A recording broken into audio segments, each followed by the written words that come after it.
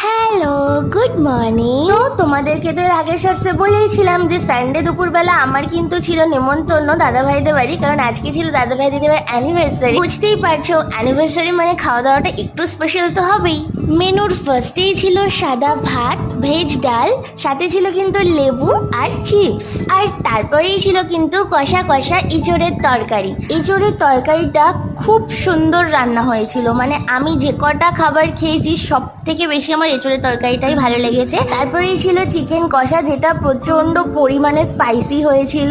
আর সব শেষে ডিজার্ট আইটেমের মধ্যে ছিল চাটনি, পাঁপড়, মিষ্টি দই, আর কিন্তু ছিল রসমালাই। এইটা কিন্তু একটু অন্য ধরনের খেতে ছিল। আর খাবারের সব শেষে কিন্তু ছিল রিয়ালের এই নিম্বু পানি জুসটা। খাওয়া দাওয়া শেষ করে আমরা সবাই মিলে গিয়েছিলাম একটু মুকুন্দপুর গঙ্গার ঘাটে ঘুরতে, আর ওখানে গিয়ে আমি আর ভাই খেয়েছিলাম বাটারস্কচ ফ্লেভারের কর্নেটো আইসক্রিমটা। তারপর একটা সুন্দর সানসেট দেখে বাড়ি ফিরলাম।